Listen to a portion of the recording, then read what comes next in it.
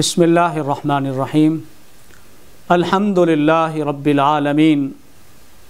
والصلاة والسلام علی سید الانبیاء والمرسلین وعلی آلہ واصحابہ اجمعین۔ انڈرسٹینڈنگ آف قرآن کورس کو جوائن کرنے والے معزز شرکاء، سامعین و ناظرین کرام، السلام علیکم ورحمۃ اللہ وبرکاتہ۔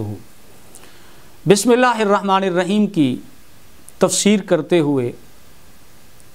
لفظ الرحمن الرحیم کا معنی اور مفہوم اور ان دونوں میں معنوی فرق ہم نے پچھلے لیکچر میں بیان کیا تھا۔ آج کی گفتگو میں بسم اللہ الرحمن الرحیم میں لفظ الرحیم کا لغوی اور اصطلاحی معنی بیان کر کے میں تسمیہ میں بسم اللہ میں جو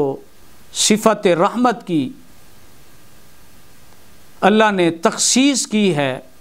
اس پہ غور کرتے ہیں، اور پھر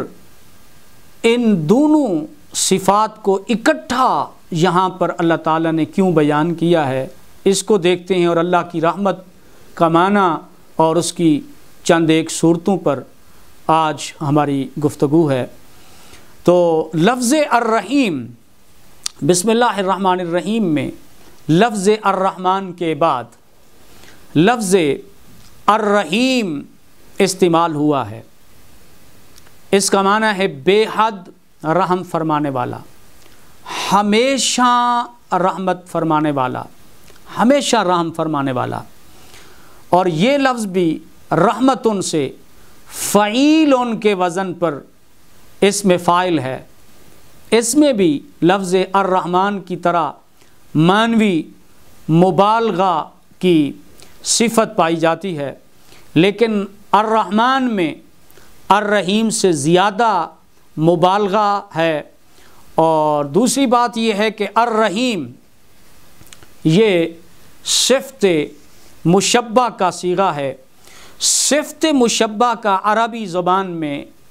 خاصہ یہ ہے کہ اس میں دوام، ہمیشگی، استمرار، آلویز کا معنی پایا جاتا ہے۔ تو اس لیے الرحیم میں رحم کے اعتبار سے ہمیشگی، دوام اور استمرار کی خوبی پائی جاتی ہے، اس لیے اس کا معنی کیا جاتا ہے ہمیشہ رحم فرمانے والا۔ یہ لفظ الرحیم اللہ تعالیٰ کی جو صفت ہے قرآن مجید میں تقریباً 206 مرتبہ استعمال ہوا ہے۔ تقریباً 93 مرتبہ قرآنی آیات میں یہ لفظ آیا ہے، اور 113 مرتبہ بسم اللہ الرحمن الرحیم میں یہ لفظ الرحیم آیا ہے۔ تو ٹوٹل ملا کے 206 جو ہے مقامات پر قرآن مجید میں اللہ کی یہ اسم صفت ہے۔ اب سوال یہ ہے کہ اللہ تعالیٰ کی یہ صفت الرحمن الرحیم، اس کی تخصیص بسم اللہ میں کیوں کی گئی ہے؟ تو حالانکہ اللہ تعالیٰ کی لاتعداد صفات ہیں اور کمالات ہیں، وہ خالق بھی ہے، وہ مالک بھی ہے، وہ علیم بھی ہے، وہ خبیر بھی ہے، وہ سمیع بھی ہے، وہ بصیر بھی ہے، وہ حفیظ بھی ہے، وہ کبیر بھی ہے، لطیف بھی ہے، حلیم بھی ہے، حی بھی ہے، قیوم بھی ہے، جبار بھی ہے، قہار بھی ہے۔ آخر کیا وجہ ہے کہ بسم اللہ میں اس ذات نے سب سے پہلے قرآن مجید میں جس صفت کا ذکر کیا ہے وہ صفت جباریت نہیں ہے، قہاریت نہیں ہے، بلکہ صفت رحمانیت اور رحیمیت ہے۔ اس صفت کی تخصیص کا سبب کیا ہے؟ اس میں حکمت کیا ہے؟ مصلحت کیا ہے؟ یوں بھی تو کہا جا سکتا تھا بسم اللہ الجبار القہار، یوں بھی کہا جا سکتا تھا بسم اللہ الخالق المالک، یوں بھی کہا جا سکتا تھا بسم اللہ العزیز القدیر۔ تو علماء نے اس کے متعدد جواب دیے ہیں۔ ایک جواب یہ ہے کہ اللہ تعالیٰ کی تمام صفات کمالات میں سے رحمت ایک ایسی صفت ہے جو اس کی تمام شانوں، تمام حیثیتوں اور صفات پر محیط و حاوی ہے، یعنی اس کی کوئی صفت، اللہ کا کوئی فعل رحمت سے خالی نہیں ہے۔ مثلا کائنات کا وجود ہے، انسان کا عدم سے وجود میں آنا ہے، زندگی ہے، زندگی کی بقا کے لیے ضروریات زندگی کا سامان ہے، علم و حکمت ہے، پہاڑ ہیں، سمندر ہیں، صحت ہے، تندرستی ہے، اولاد ہے، عزت ہے، فکر ہے، شعور ہے، قوت ہے، ایمان ہے، عمل صالح ہے، زمین ہے، سمندر ہیں، دریا ہیں، پہاڑ ہیں، نباتات ہیں۔ اللہ تعالیٰ کی جتنی بھی کرم نوازیاں، وہ رزاق بھی ہے، وہ شافی بھی ہے، وہ غفور بھی ہے، ان کی تمام صفات کے پیچھے اگر جائیں تو یہ ساری کی ساری اللہ کی صفات کے پیچھے جو چیز اس کی صفتوں کی مظہر ہے وہ صفت رحمت ہے۔ چونکہ اس نے کائنات کیوں بنائی ہے، انسان کو کیوں بنایا ہے، انسان کو کیوں صحت دی، کیوں رزق دیا، کیوں عزت دی، کیوں صلاحیت دی، کیوں قوت دی، کیوں طاقت دی، زمین کیوں بنائی، اس نے آسمان کیوں بنائے، اس نے پہاڑ، نباتات، جمادات، یہ کائنات، ضروریات زندگی کا سامان کیوں پیدا کیا، کیا وجہ ہے؟ وجہ ایک ہی ہے کہ اس کو وہ رحیم ہے، وہ رحمت والی ذات ہے، وہ رحمت فرمانا چاہتا ہے، اس کے اندر رحم ہے، اس رحم کے پیش نظر اس نے کائنات کو تخلیق کیا اور انسان پر طرح طرح کی نعمتیں وہ عطا فرما رہی ہے۔ قرآن مجید میں اللہ تعالیٰ نے دوسری بات یہ ہے کہ اگر پورے قرآن کا مطالعہ کریں، قرآن مجید میں اللہ تعالیٰ نے وہ صفت جو سب سے وسیع ہے وہ اللہ کی رحمت ہے۔ اللہ کی رحمت کائنات کی ہر چیز پر حاوی ہے۔ اللہ تعالیٰ نے سورۃ غافر کی آیت نمبر 7 میں ارشاد فرمایا ربنا وسعت کل شیء ورحمہ، کہ ہمارے رب کی رحمت ہر شے پر وسیع ہے۔ ایک جگہ پہ ارشاد فرمایا ورحمتی وسعت کل شیء، فرمایا میری رحمت، سورۃ الاعراف کی آیت نمبر 156 میں فرمایا میری رحمت ہر شے پر وسیع ہے۔ سورۃ الانعام کی آیت نمبر 147 میں فرمایا وَرَبُّكُمْ ذُو رَحْمَةٍ وَاسِعَةٍ، تمہارا رب رحمت والا ہے، وسیع رحمت والا ہے، چونکہ اس ذات کے ہر فعل میں حقیقت میں رحمت کا ظہور ہے، اس لیے خصوصیت کے ساتھ اللہ نے اپنی ان دونوں صفات اور کمالات کا ذکر کیا کہ اللہ تعالیٰ نے رحمان اور الرحیم دونوں اسماء کی معنوی وسعتوں کو اگر دیکھیں، رحمت الہی کی ہر نوع، ہر درجہ، ہر شکل اور صورت کو دیکھیں تو اللہ کی ساری رحمت کی شکلیں، صورتیں وہ دنیا میں ہیں، وہ آخرت میں ہیں، وہ مومنین کے ساتھ ہیں یا نان مسلم کے ساتھ ہیں، یا تو وہ لفظ رحمان میں اس کا اظہار ہوگا یا مومنین کے ساتھ ہوں گی تو لفظ رحیم کے ساتھ اس کا اظہار ہوگا۔ اور اس کی ایک حکمت یہ ہے کہ اللہ نے ان دونوں صفات کا ذکر سب سے پہلے بسم اللہ میں اس لیے کیا کہ بعض نادان حق ناشناس سمجھتے ہیں کہ معاذ اللہ اسلام کا خدا خونی ہے، وہ اپنے ماننے والوں کو خونخواری سکھاتا ہے۔ کاش کہ وہ اس مقدس کتاب قرآن مجید کے پہلے ہی صفحے کی پہلی ہی آیت کو پڑھ لیں، انہیں پتہ چل جائے کہ اسلام کا خدا خونخوار نہیں ہے بلکہ الرحمن ہے اور الرحیم ہے۔ اللہ نے یہ دونوں صفات کو اس لیے بیان کر دیا، قرآن مجید کے پہلے صفحے پر پہلی ہی بات اللہ نے بیان کی، اپنی ذات کا تعارف کروایا کہ لوگوں، اسلام کا خدا سفاک نہیں، خونخوار نہیں، بلکہ اس ذات کو جاننا ہے اور اس کا تعارف اور انٹروڈکشن دیکھنا ہے۔ تو اللہ کیسا ہے؟ فرمایا بسم اللہ الرحمن الرحیم، لفظ اللہ کے بعد اللہ نے یہ دونوں شانیں الرحمن اور الرحیم کو بیان کر کے دنیا کو بتا دیا کہ اسلام کا خدا بھی رحمان اور رحیم ہے، اور قرآن بھی انسانیت کے لیے رحمت ہے، اور نبی دو عالم صلی اللہ علیہ وسلم بھی رحمت للعالمین ہیں۔ اب آئیے ہم اس چیز کو بیان کرتے ہیں کہ اللہ تعالیٰ نے الرحمن اور الرحیم دونوں کو کیوں بیان کیا؟ کہ جب دونوں کا معنی رحمت ہے، فرق اتنا ہے کہ ایک میں رحمت کی کثرت ہے، رحمت کی انتہا فراوانی ہے، اور دوسرا کم اس سے دلالت کرتا ہے لیکن ہمیشگی پر دلالت کرتا ہے، تو اللہ تعالیٰ نے یہاں یہ دونوں کو بیان کر دیا، اور پھر اس ترتیب سے کہ پہلے الرحمن کو بیان کیا پھر الرحیم کو۔ اس کے پیچھے کیا وجہ ہے؟ یاد رکھ لیں، الرحمن الرحیم دونوں کو اکٹھا اور اس ترتیب میں بیان کرنے کا ایک مقصد یہ ہے کہ رحمانیت، عمومی رحمت جو جمیع خلق کو محیط ہے، مومن ہو کافر ہو، دونوں کے لیے یکساں ہے۔ اس یکسانیت کے پیش نظر مومنین اور متقی مایوس نہ ہو جائیں، وہ یہ نہ سمجھیں کہ اللہ کی رحمت سے تو کفار اور مشرکین بھی حصہ پا رہے ہیں دنیا میں، تو کہیں مومن اور متقی سمجھتے کہ پھر ہم جو اطاعت کر رہے ہیں، بندگی کر رہے ہیں، اور اللہ کی غلامی کا ہمیں کیا صلہ مل رہا ہے؟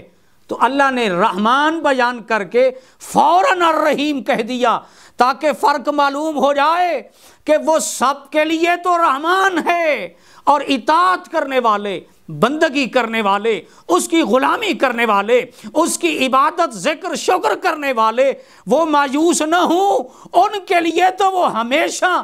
وہ رحیم ہے، ہمیشہ رحم فرمانے والا ہے۔ تو اللہ تعالیٰ نے لفظ الرحمن کے فوراً بعد الرحیم بیان کر دیا۔ رحمان جمیع مخلوق کے لیے اللہ کی رحمت کو بیان کر رہا ہے،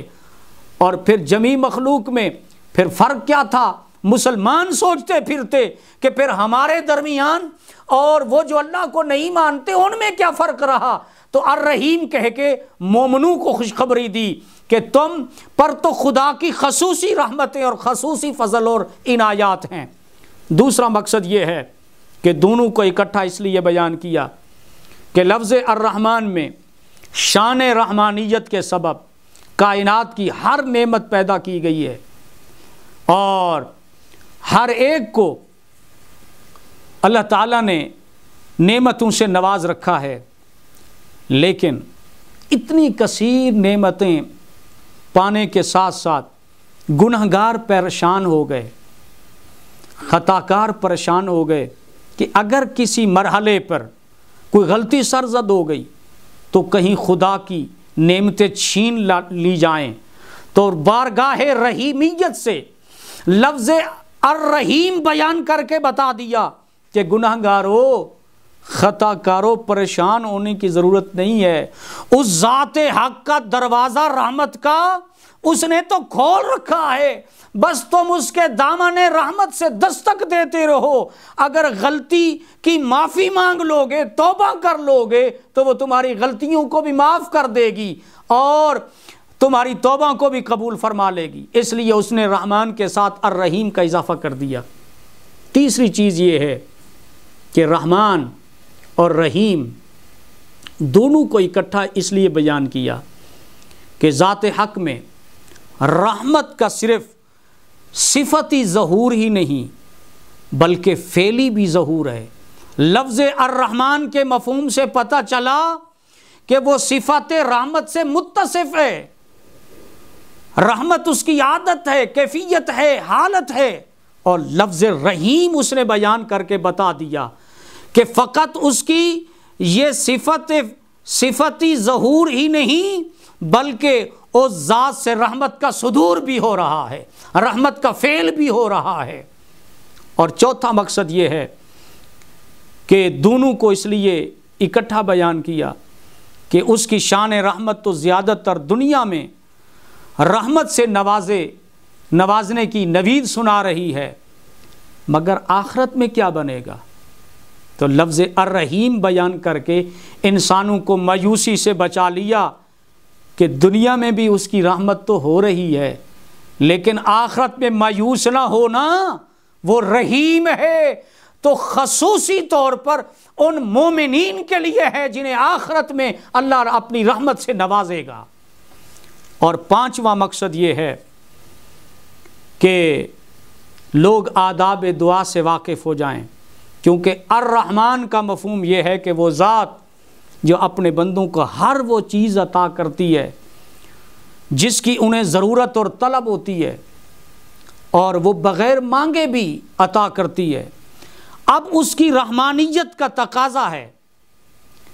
کہ وہ بن مانگے بھی دے رہی ہے ذات۔ تو خدشہ تھا کہ بے پایاں عطا سے لوگ کہیں یہ نہ سمجھ لیں کہ جب سب کچھ خود بخود مل رہا ہے، بغیر مانگے مل رہا ہے، تو پھر مانگنے کی کیا ضرورت ہے؟ تو لفظ الرحیم بیان کر کے اشارہ دے دیا کہ لوگوں، جو اللہ سے مانگتا ہے اللہ اسے عطا کرتا ہے،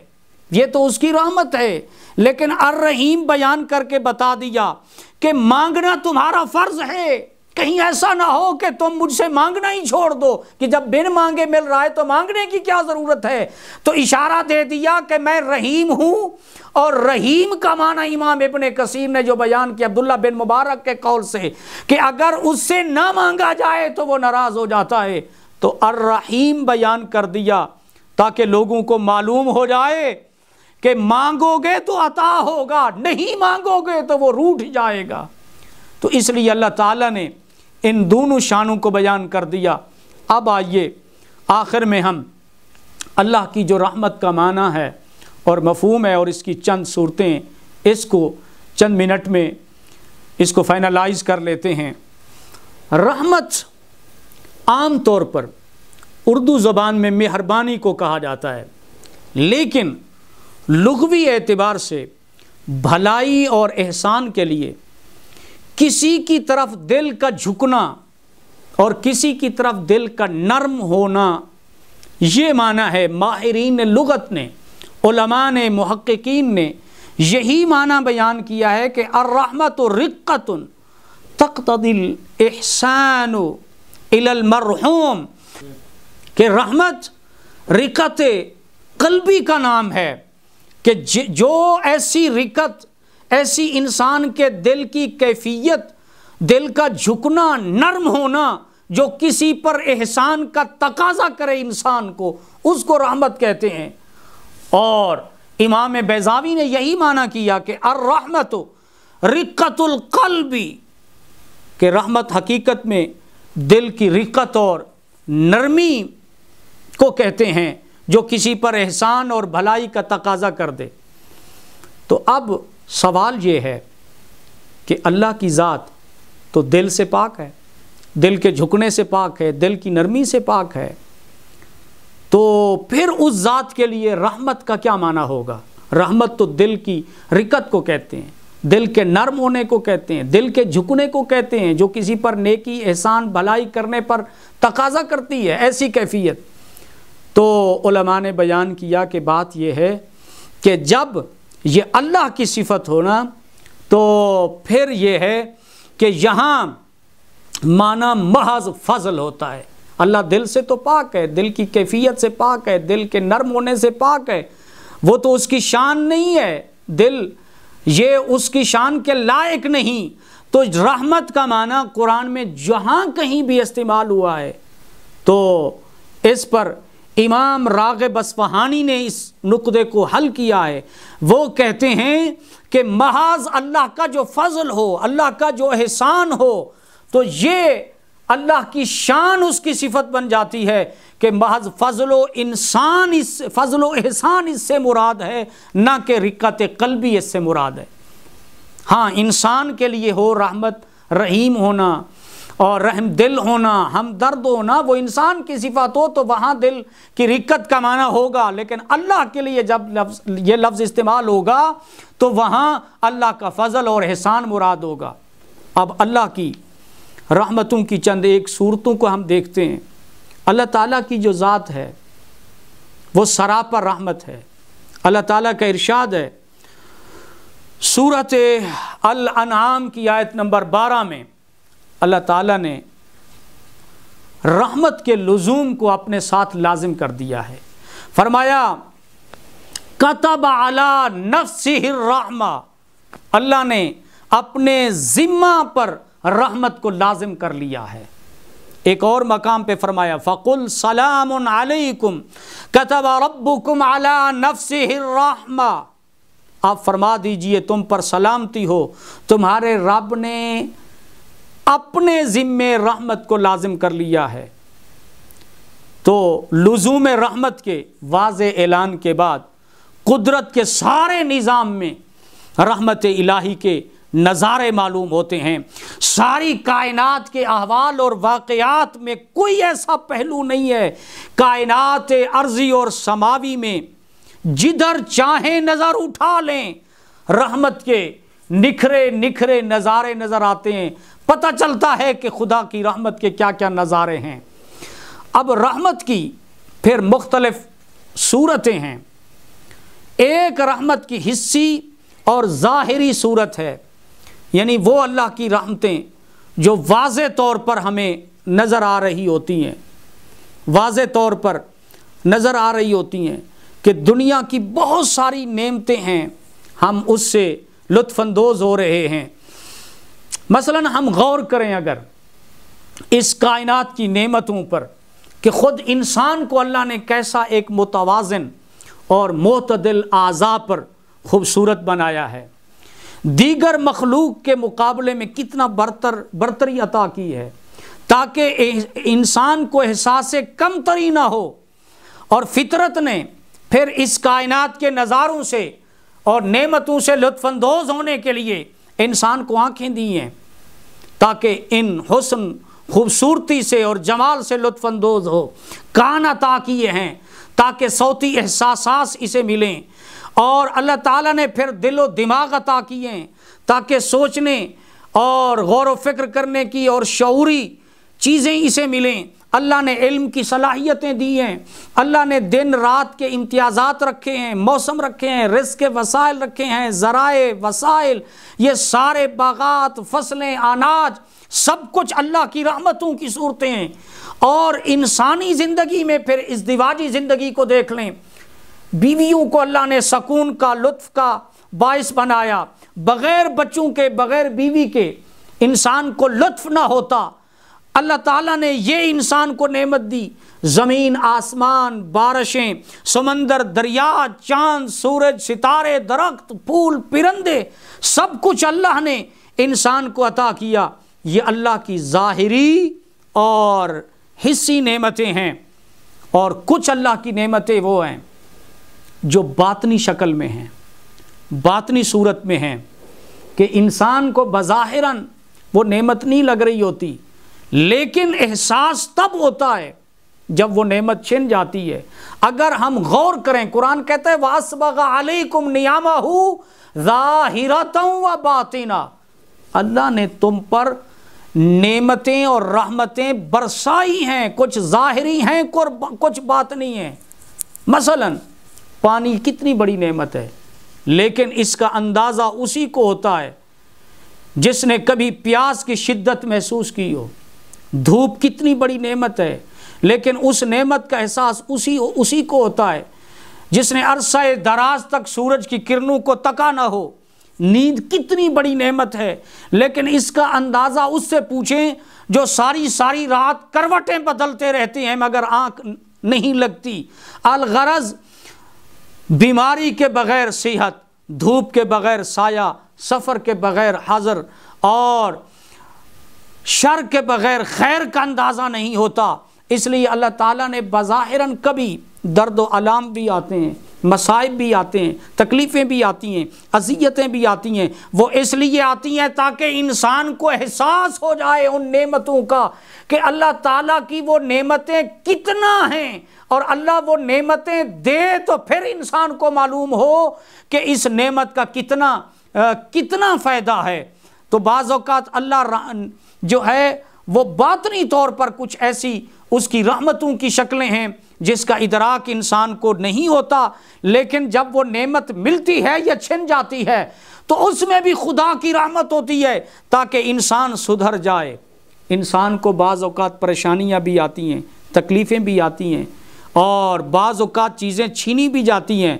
تو اس کی بھی وجہ ہے، اس کے پیچھے بھی ایک معاملہ ہے کہ بعض اوقات انسان کو یہ دکھ تکلیفیں اس لیے بھی آتی ہیں تاکہ انسان اللہ کی قربت اختیار کر لے، اللہ کی معرفت اختیار کر لے، اللہ سے لو لگا لے، اللہ سے رجوع لگا لے، تو اللہ کے قریب کرنے کے لیے وہ بھی خدا کی رحمت ہوتی ہے۔ کبھی انسان کہ باپ فوت ہو جاتا ہے، بچہ یتیم ہو جاتا ہے، لیکن لوگ سوچتے ہیں کہ یہ رحمت اٹھ گئی۔ کبھی ایسا ہوتا ہے کہ اس بچے کے ساتھ لوگوں کی ہمدردیاں ہو جاتی ہیں اور لوگوں کے پیار اور لوگوں کی توجہات اس پہ ہو جاتی ہیں۔ ایسے کئی معاملات ہیں کہ اگر ڈیپلی دیکھا جائے تو اللہ کی رحمتوں کی شکلیں کبھی ظاہری ہوتی ہیں، کبھی باطنی ہوتی ہیں۔ ضرورت اس امر کی ہے کہ ہم اللہ تعالیٰ کی ان دو صفات کو، رحمان اور رحیم، رحمانیت اور رحیمیت کو سمجھیں، غور کریں، تو پھر پتہ چلتا ہے کہ اللہ نے قرآن مجید کی پہلی آیت، پہلے صفحے پر، پہلی ہی لائن میں اللہ نے یہ دو صفات الرحمن اور الرحیم کا اس لیے انتخاب کیا کیونکہ کائنات میں اللہ کے ہر کام میں رحمت کے جلوے ہیں۔ اللہ کی حضور دعا ہے رب کائنات ہمیشہ دنیا میں بھی آخرت میں بھی زندگی کے ہر موڑ پر، ہر قدم پر اللہ ہمیں اپنی رحمتوں کے حصار میں رکھے، آمین۔ وآخر دعوانا ان الحمد للہ رب العالمین۔